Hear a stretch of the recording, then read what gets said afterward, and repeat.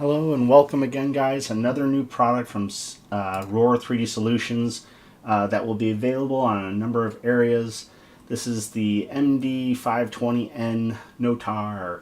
So kind of give you a little walk around so that you can see what it is that we have here. This is a C4D exclusive model that will also be available in other formats, but it won't have the same the rigging features. This is a fully rigged model. So kind of to kick it off, I'm going to go ahead and select the model.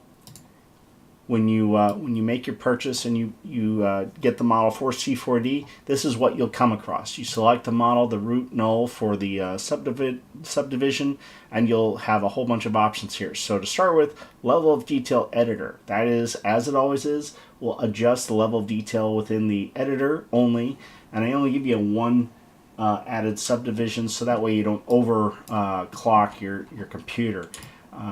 And I am running HDRA Studio Rig thanks to Graceful Gorilla. They have an outstanding rig there if you've never used it before.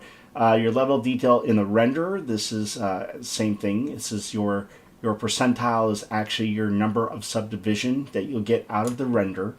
And then there's a couple of other neat features here. So one is if you come in here and you want to look at the model and get a really nice output, let's just go ahead and bump this up. This is a subdivision level of 1, and you can already see here that you're going to get a pretty decent result even fairly close up, and you're going to want to bump that resolution up as you continue to go. The model is made almost entirely in quads. I believe there might be a few triangles in there, and I always apologize about that because things do happen.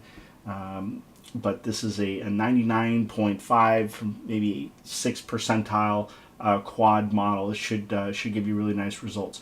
But what I have here is in the rendering, I give you the option if you are just trying to do some kind of a quick view with the model to go ahead and eliminate some of those items. And it's just in the editor.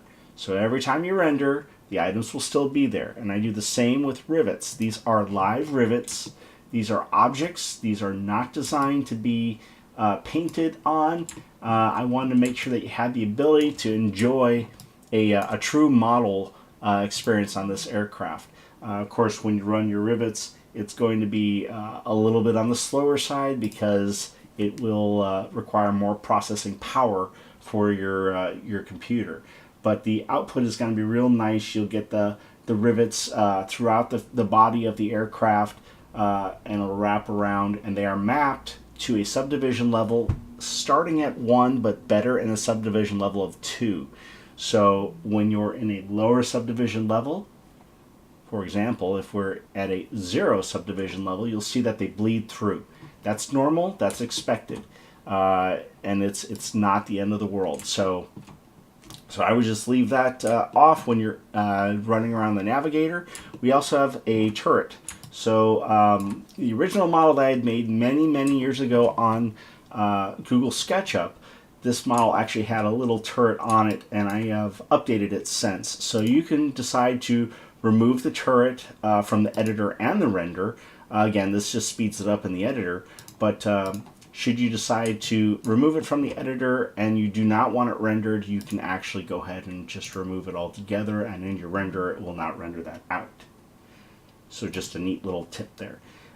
You do have the ability to pan 360 degrees on the turret. I did not set this up with a target. It might be easier to set up with a target for some applications, but if you're just trying to do follow a target, it might make sense to just make some adjustments to the rig yourself if you like. It is set right now so it'll stow itself in an upward position, and you can go just past the 90-degree point, or what we call gimbal lock. So that's that. The next feature are window wipers, because window wipers are cool. Again, these are not required to have on the aircraft. I thought it was kind of a neat little feature. I actually didn't realize the 520 had these until I ran across several renderings with them, or several pictures of them with them. All I have to do to activate is click the little button, press play, and away they go. And I do have them going fairly rapid. The actual wipers are pretty quick. and that is intentional. And what's actually happening here is a lot going on. There's a little bit of flexing on every component here using bend deformers.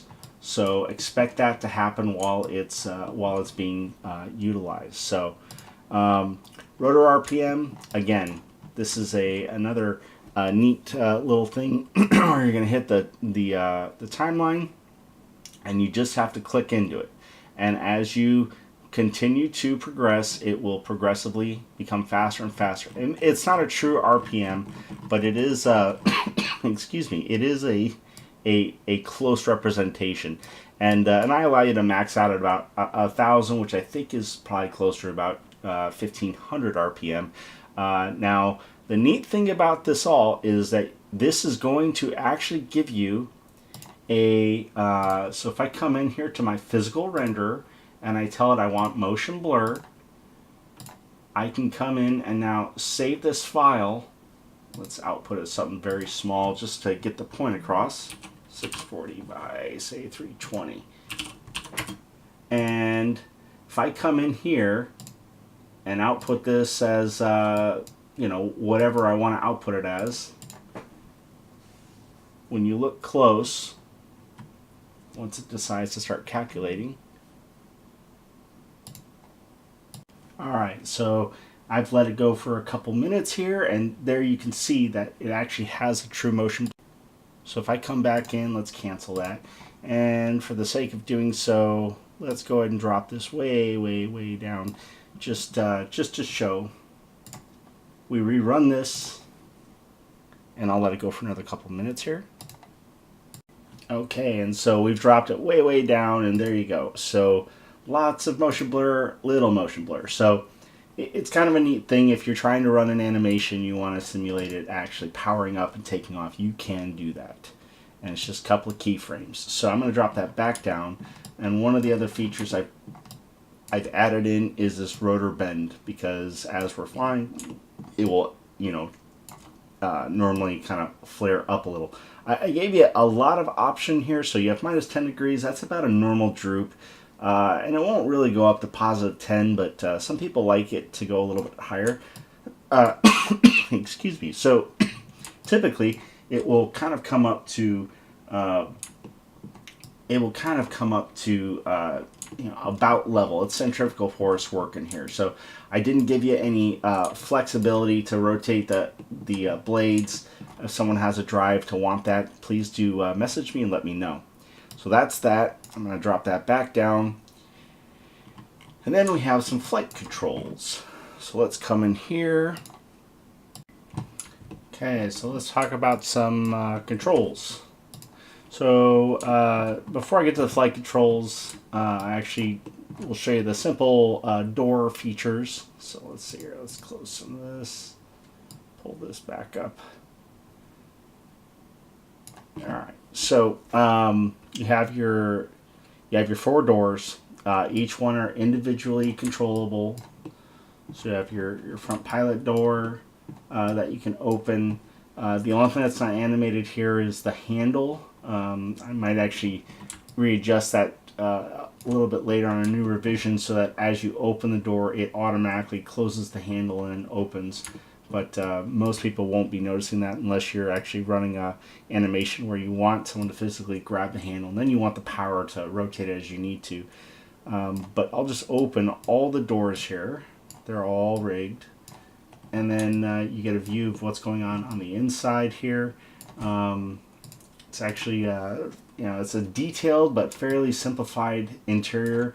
I'm using Reaper X to create some of the strands so that you have your headset cables that look really nice, and this will render out real good. They're not set as strings, so they won't vibrate as a helicopter's flying, but that also may be a future drive to create. So let's talk about controls in the cockpit. So what we have here, you have your collective, so raise the collective, lower the collective. It's that simple. They are limited to about 40 degrees for low end to pitch up. You have rudder, which you actually have constraints running on each of the tie rods so that they may maintain position as a connector. You have your roll for the flight stick, and then I want to make sure that you actually can see this. So what I've done is, and I've done this in the past, is create a bend deformer that allows it to rotate with the control. And when this is smoothed out, you don't get the bleed through either. But you get that rubber boot that kind of flexes with the actual flight control. So that covers the controls, that covers the interior, and then we get into the fun stuff, which are the lights as well. Lights have gone fairly simplified. There are no collision lights on here, so there are generic lights all around. So if I do that, you can kind of see what's going on with the lighting, and I'll even hide the rig that I have here. So so you have cockpit lights coming back to the cockpit. If I turn the cockpit lights up, and I'll turn the instrument lights down, you have this nice kind of bleed through that'll give you a nice glow on the interior. The lights are excluded from touching the outside of the aircraft, so any glow reflection should be true. They shouldn't be going through the bottom of the aircraft, and they should allow two soft lights to give you lighting on the interior of the aircraft. And of course, maybe you don't want lights, and while you're flying the model in some sort of an animation, you want to have your cockpit lit up. So this is also adjustable as you see fit. You can drop it all the way down so it's really low lit. If you want no light at all, you can drop it to where the illumination is gone, and then it's going to be at the power of your desire there. So I'm going to leave the cockpit lights up so that we get a good feel for everything here. Beacons. So we have beacons top, bottom, front, and back of the aircraft. And if I run the timeline, you see the beacons are strobing. And I have offset the time a little bit intentionally. You also have nav lights that are going to run left and right on the skids, and a landing light. So if we run all of these, see if we can kind of capture in between here. With everything lit up, you have this kind of nice glow. The beacons are quite bright on the fuselage, on the belly, and then you have your landing light. Now the landing light, I'm going to go ahead and turn off all the lights except for the landing light. So the landing light, I do have a reflex built in. So I'm going to go into standard here for a moment and get rid of global loom, and just use the lens effect so I can do this quickly. So there is a reflex with the flashlight reflex action. So if you select the lens effect inside of the renderer, the lens effect has to be activated. You'll then get that lens effect. Okay, so that covers the basis. And then I like using physical renderer, but if you use a physical renderer, obviously it's not going to give it to you if you're in a progressive mode, but you will still be able to get that action if you use the physical renderer. So, okay guys, so again, this product available at Rohr3dsolutions.com. Always encourage coming to my website and looking for the latest and greatest. You can always find the coolest models available underneath the store, and check it out, see what you like. I rig most all my models, including I rig all the models I sell on the website, including some sharks. And I hope that you guys enjoyed this clip. And if you have questions on rigging and you want to learn more about rigging, reach out to me and I'm happy to give you a hand. Happy modeling.